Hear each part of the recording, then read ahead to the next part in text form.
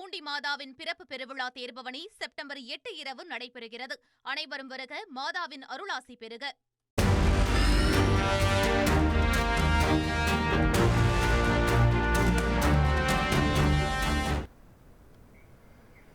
இந்தியாவுக்கு எதிராக அமெரிக்க அரசியல் தலைவர்கள் மற்றும் ட்ரம்ப் ஆதரவாளர்கள் தொடர்ந்து பேசி வரும் நிலையில் இந்திய மென்பொருள் துறை மீது கவனம் திரும்பியிருக்கிறது. இது குறித்த விவரங்களுடன் இணைகிறார் தொகுப்பாளர் பார்த்திபன். நன்றி ஜெபஸ்டின். நேர்களே, இந்தியா மற்றும் அமெரிக்கா இடையே தற்போது இருக்கக்கூடிய இந்த வர்த்தக போரால் பல்வேறு துறைகளும் பாதிக்கப்பட்டிருக்கின்றன. குறிப்பாக இங்கே திருப்பூர், கரூர் உள்ளிட்ட பகுதிகளில் இருக்கக்கூடிய பின்னலாடை உற்பத்தி நிறுவனங்கள் பெருமளவில் பாதிப்பை சந்தித்திருக்கின்றன. இது விவசாயம் சார்ந்த பொருட்கள், இந்த மாதிரி மெஷினரிஸ், இந்த மாதிரியான பொருட்களை தாண்டி இந்தியாவோட பிரம்மாஸ்திரமாக இருக்கக்கூடிய ஐடி துறையின் பக்கம் தற்பொழுது இந்த பார்வையானது திரும்பி இருக்கிறது. உலக அளவில் ஐடி துறையை பொறுத்த வரைக்கும் தற்பொழுது கோல் வச்சுவதுன்னா நிச்சயமாக அது இந்தியா தான். பல்வேறு நாடுகளுக்கு இங்கிருந்து நாம மென்பொருளை ஏற்றுமதி பண்ணிட்டு இருக்கோம். இதுல பெரும்பான்மையாக நம்மளுடைய மேஜர் கிளையண்ட் யாருன்னு பார்த்தா நிச்சயமாக அமெரிக்கா தான். அந்த வகையில் தற்பொழுது அமெரிக்காவில் நிலவக்கூடிய ஒரு சூழல், அங்க இருக்கக்கூடிய ஒரு தீவிர வலதுசாரி ஆர்வலர் ஆன லாரா லூமர், ட்ரம்புக்கு மிகவும் நெருக்கமானவர்கள் ஒருவர். இவர் ஒரு கருத்தை பதிவு பண்ணியிருக்கார், தகவலை பதிவு பண்ணியிருக்கார்.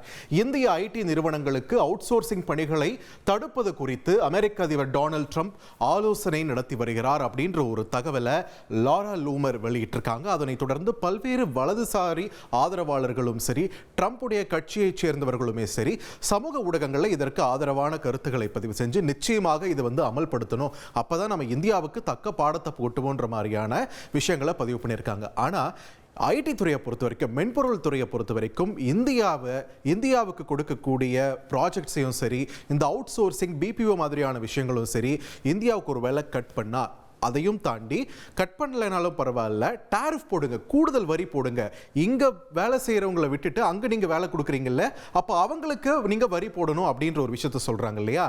இது சாத்தியமா அப்படின்ற ஒரு கேள்வி எழுந்திருக்கக்கூடிய நிலை தான். ஒரு முக்கியமான மீட்டிங் வெள்ளை மாளிகையில் நடந்திருக்கு.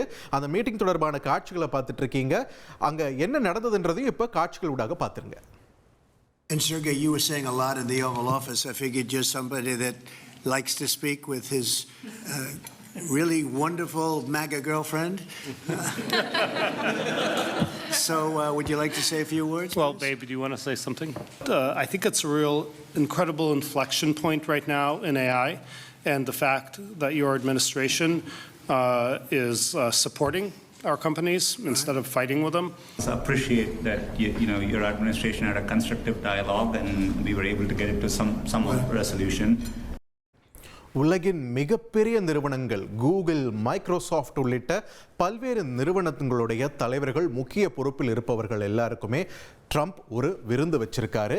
அந்த விருந்தில் முக்கியமான நபர்கள் அப்படின்ட்டு பார்க்கும்போது எல்லாருக்குமே தெரிஞ்சது பில் கேட்ஸ் இருக்காரு, அதே மாதிரி ஆப்பிளோட டிம் குக் இருக்காரு. அதை தாண்டி இந்திய சிஓஓக்களும் அந்த விருந்தில் பங்கெடுத்திருக்கிறார்கள். ட்ரம்ப் அந்த விருந்து என்ன சொல்லியிருக்காருன்னா, ஹை ஐக்யூ விருந்து, அதிக புத்திசாலிகள் இருக்கக்கூடிய ஒரு விருந்துன்னு சொல்லியிருக்காரு. அதில் இருக்க இந்திய சிஇஓக்கள் யார் யாரெல்லாம் இருந்திருக்காங்கன்னு பார்த்தீங்கன்னா, ஆல்பபெட், அதாவது கூகுளுடைய தாய் நிறுவனத்துடைய சிஇஓ சுந்தர் பிச்சை இருந்திருக்காரு, மைக்ரோசாஃப்டின் சத்யா நதெல்லா, மைக்ரான் டெக்னாலஜிஸின் சஞ்சய் மெஹ்ரோத்ரா, டிப்கோ நிறுவனத்தின் விவேக் ரணதீவே, பலன்டீர் நிறுவனத்துடைய ஷாம் சங்கர் உள்ளிட்ட இந்திய சிஇஓக்கள், சிடிஓக்கள் எல்லாம் இந்த விருந்தில் பங்கெடுத்திருக்காங்க. இந்த விருந்தில் நிறைய விஷயங்கள் குறித்து பேசினாலுமே முக்கியமான ஒரு விஷயம் அமெரிக்காவில் நீங்கள் எவ்வளோ முதலீடு பண்ணுறீங்க ஓப்பனாகவே கேட்டார் ட்ரம்ப். அதுலேயும் இந்த பக்கம் ஆப்பிள் நிறுவனத்துடைய தலைமை செயல் அதிகாரியை பார்த்து, நீங்கள் இந்தியாவில் நிறைய இன்வெஸ்ட்லாம் பண்ணுறீங்கன்னு எனக்கு தெரியுது, ஆனால் இங்கேயும் நீங்கள் இன்வெஸ்ட் பண்ண வேண்டியது அவசியமாகுது, இங்கே அமெரிக்காவில் நீங்கள் எவ்வளோ இன்வெஸ்ட் பண்ணுறீங்க அப்படின்ற ஒரு விஷயத்தை கேட்குறாரு ஓப்பனாகவே. அங்கே இருக்கக்கூடிய நபர்கள் எல்லாருமே, இன்னும் சொல்ல போனால் ஓப்பன் ஏஐ வடிவமைச்ச அங்கே சாம் ஆல்ட்மேன் உள்ளிட்ட நபர்கள் எல்லாருமே ட்ரம்ப்பை ஏகத்துக்கும் புகழ்றாங்க. இதுக்கு முன்னாடி ஜெலன்ஸ்கியோட ஐரோப்பிய ஒன்றிய தலைவர்கள்லாம் சந்திச்ச போது உங்களுக்கு நினைவிருக்கும்னு நினைக்கிறேன், எந்த அளவுக்கு ட்ரம்ப்பை புகழ்ந்து அவருக்கு ரொம்ப மஸ்கா தடவிட்டு இருந்தாங்க. அதே மாதிரி தான் இப்போ இந்த பெரு நிறுவனங்களில் முக்கிய பொறுப்பில் இருக்கக்கூடிய நபர்கள் எல்லாமே அதிபர் ட்ரம்ப் உங்களுடைய ஆட்சி மாதிரி உண்டா, உங்க ஆட்சியில் தான் தொழில் புரட்சி எந்த அளவுக்கு போயிட்டு இருக்கு, தொழில்நுட்பம் அடுத்த கட்டத்தை நோக்கி நகர்ந்திருக்குன்னு பயங்கரமான ஒரு புகழ்ச்சியை கொடுத்து பேசிட்டு இருக்காங்க. இருக்காங்க. அதே நேரத்தில் ட்ரம்ப் தன்னோட காரியத்திலையும் கண்ணா இருக்காரு. உங்க நிறுவனங்கள் அமெரிக்காவில் இன்வெஸ்ட் பண்ணணும் அப்படின்றது தான். அதே நேரத்தில் இங்க இந்த 5 இந்திய சிஇஓக்கள் சிடிஓக்கள்லாம் பங்கெடுத்திருக்காங்க இல்லையா, இதுவே போதுங்க அமெரிக்க மென்பொருள் துறையில் இந்தியர்களுடைய ஆதிக்கம் எந்த அளவுக்கு இருக்குன்னோ இந்தியர்களுடைய பங்கு எந்த அளவுக்கு இன்றியமையாதது என்பதும் தெளிவாக இருக்கிறது அப்படின்ற ஒரு விஷயத்தை பதிவு பண்ணியிருக்காங்க. அந்த வகையில் இந்திய ஐடி துறையில் டாப் அமெரிக்க நிறுவனங்கள் அப்படின்னு நம்ம பார்க்கும்போது இங்கே அதிக அளவில் இந்திய டேலண்ட்டுகளை திறன்களை பயன்படுத்தக்கூடிய அமெரிக்க நிறுவனங்கள் பார்க்கும்போது மைக்ரோசாஃப்ட், கூகுளின் Alphabet, IBM, Oracle, Dell, HP இந்த நிறுவனங்கள் தான் அதிக அளவில் இந்திய திறன்களை பயன்படுத்தக்கூடிய அமெரிக்க நிறுவனங்களாக இருக்கின்றன. அப்படியே அடுத்த இதில் பார்த்தீங்கன்னா அமெரிக்காவை நம்பி இருக்கக்கூடிய இந்திய மென்பொருள் நிறுவனங்கள், இந்த நிறுவனங்களுடைய மேஜர் கிளையண்ட் அமெரிக்கா தான். பெரும்பாலான ப்ராஜெக்ட்ஸ் அமெரிக்காவில் இருந்து தான் வருது. அப்படி பார்க்கும்போது Tata consultancy services, TCS, Infosys, Wipro, HCL, tech Mahindra இந்த நிறுவனங்கள் முதல் 5 இடங்கள் இருக்கக்கூடிய இந்திய நிறுவனங்கள் அமெரிக்க ப்ராஜெக்ட்ஸை நம்பி இருக்கக்கூடிய நிறுவனங்கள். ஏன் நம்பி இருக்கு அப்படின்னு நம்ம கேட்கும்போது இங்க இந்திய மென்பொருள் துறையை பொறுத்த வரைக்கும் ஐடி மட்டும் கிடையாது, பிபிஓ நிறைய கால் சென்டர்ஸ் இங்க இந்தியாவில் இருக்கு. குறிப்பாக கால் சென்டர்ஸை பொறுத்த வரைக்கும் நியூட்ரல் ஆக்சென்ட்னு ஒரு விஷயம் சொல்லுவாங்க. அதாவது இங்கிலீஷ்ல ரொம்ப திக்கான வேற பாஷையோட ஆக்சென்ட் கலக்காம இருக்கணும் அப்படின்னு எதிர்பார்ப்பாங்க. இது அமெரிக்காவை பொறுத்த வரைக்கும் அந்த நியூட்ரல் ஆக்சென்ட்டுக்கு இங்க இருக்கக்கூடிய பிபிஓ வட்டாரங்களை விசாரிச்சா சொல்லுவாங்க, சென்னை மற்றும் கொல்கத்தா இந்த 2 நகரங்கள் தான் இந்த நியூட்ரல் ஆக்சென்ட்டுக்கு பெயர் போனது. அதனாலவே நிறைய வருவாய் ஈட்டக்கூடிய ஒரு துறையாக, சர்வீஸ் துறையாக இது இருந்து கொண்டிருக்கிறது. எந்த அளவுக்கு வருவாய் ஈட்டுகிறது? 60 முதல் 70% வருமானம் அமெரிக்க கிளையண்ட்டுகளிடம் இருந்து மட்டுமே இங்க இந்தியாவுக்கு கிடைக்கிறது, இந்திய நிறுவனங்களுக்கு கிடைக்கிறது, இந்திய திறன்களுக்கு வேலை வாய்ப்புகள் கிடைக்கிறது. அப்படின்னும் போது அமெரிக்காவுக்கு நம்ம இங்க முக்கியத்துவம் கிடைக்காம இல்லை ஐடி துறையை பொறுத்த வரைக்கும். ஆனா இப்போ அதே ஐடி துறையை இந்தியாவுக்கு எதிராக பயன்படுத்துவதற்கான முயற்சிகள் தான் ட்ரம்ப் அரசாங்கத்தில் இருக்கக்கூடிய சில நபர்கள் லாபி பண்ணிட்டு இருக்காங்க. அதாவது ஒரு புஷ் கொடுக்குறாங்க, இந்தியாவை நீங்க ஃப்ரீயா விட்டுறாதீங்க, 50% ஆல்ரெடி வரி போட்டாச்சு, ஆனா மென்பொருளுக்கும் அதே மாதிரி பிபிஓ மாதிரியான சர்வீஸ் துறைக்கும் நம்ம விட்டுடக்கூடாது. அவுட் சோர்சிங் அப்படின்ற ஒரு விஷயம் இருக்கு இல்லையா, அமெரிக்கர்களுடைய பணியை குறைவான சம்பளத்துக்கு அந்த ப்ராஜெக்ட்ஸை திட்டங்களை நிறைவேற்றக்கூடிய இந்திய திறன்களை பயன்படுத்திக்கிறாங்க. அதுதான் அவுட் சோர்சிங்னு சொல்றாங்க. அந்த அவுட் சோர்சிங்க்கு நீங்க கூடுதல் வரி விதிக்கணும் அப்படின்ற ஒரு லாபி இப்போ ஹெவியா போயிட்டு இருக்கு. இந்த நிலையில இந்தியா சீனா மற்றும் ரஷ்யாவோடு காட்டக்கூடிய நெருக்கம் ஏற்கனவே அதிபர் ட்ரம்புக்கு எந்த அளவுக்கு எரிச்சல் கொடுத்திருக்கிறது அப்படின்றத பார்த்தோம். கடந்த சில நாட்களுக்கு முன்னாடி அவருடைய ட்ரூத் சோஷியல் வலைதளத்திலையும் இது சம்பந்தமாக ஒரு பதிவு விட்டிருந்தாரு. அது நீங்க திரையில பார்க்க முடிகிறது. Looks like we have lost India and Russia to deepest darkest China. நம்ம இந்தியாவையும் ரஷ்யாவும் சீனா கிட்ட இழந்துட்டோம்னு நினைக்கிறேன் அப்படின்னு சொல்லிட்டு may they have a long and prosperous future together. ஒன்றும் இல்லை, எங்கிருந்தாலும் வாழ்க அப்படின்னு சொல்லியிருக்காரு. அவ்வளோதான். ஸோ ட்ரம்ப்புடைய இந்த பதிவு தொடர்ந்து ட்ரம்ப் கொஞ்சம் இறங்கி வராரோ அப்படின்ற ஒரு கேள்வி எல்லாரிடமே எழுந்தது. தொடர்ந்து மீடியாவை சந்திச்சு பேசும்போது ட்ரம்ப் என்ன சொன்னாரு, மோடி இப்பவும் எனக்கு சிறந்த நண்பர் தான், எனக்கு ரொம்பவே பிடித்த தலைவர் அவர், ஆனா இந்த வரி விஷயத்திலையும் இந்த வியாபார விஷயத்திலையும் தான் ரொம்ப கரார் காட்டுறாங்க. அது மாதிரி இப்போ அவங்க சீனா கூடயும் ரஷ்யா கூடயும் அவங்க காட்டக்கூடிய நெருக்கம் குறித்தும் அவருக்கு வருத்தம் அளிக்கும் விதமாக இருப்பதை பதிவு பண்ணியிருக்காரு.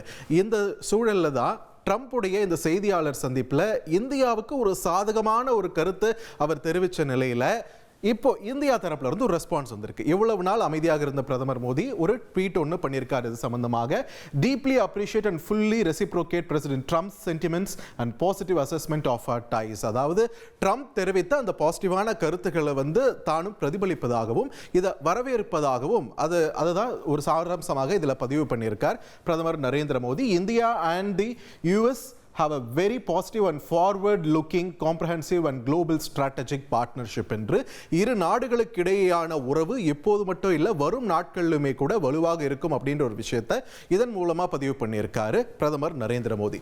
ஸோ வரும் நாட்களில் அதிபர் ட்ரம்ப்புக்கு அங்க இருக்கக்கூடிய லாபி இருக்கு இல்லையா, இந்தியாவுக்கு எதிராக காய் நகர்த்து வைக்கக்கூடிய லாபிகளை தாண்டி மீண்டும் மோடியுடன் ஒரு நட்பு மலருமா? அவர் ஃப்ரெண்ட்ஸாக தான் இருக்கும்னு சொல்றாரு, ஆனால் களத்தில் நம்ம பார்க்கக்கூடிய காட்சிகள் வேற மாதிரி இருக்கு. இது நம்மளுடைய இந்த வர்த்தக போர்ல எந்த அளவுக்கு எதிரொலிக்க போகிறது அப்படின்ற ஒரு விஷயத்தையும் நம்ம பொறுத்திருந்துதான் பார்க்க வேண்டியிருக்கிறது. ஆனால் ஒரு விஷயத்தில் நம்ம தெளிவாக இருக்கோம், ரஷ்யா கிட்ட இருந்து எண்ணெய் வாங்குறது நம்ம நிறுத்த போறதில்லை அப்படின்றதுல நம்ம தெளிவாக இருக்கும். அதே நேரத்தில் அமெரிக்கா அது சம்மந்தமாக தான் தொடர்ந்து கண்டிஷன் மேலே கண்டிஷனாக போட்டுட்டே இருக்காங்க.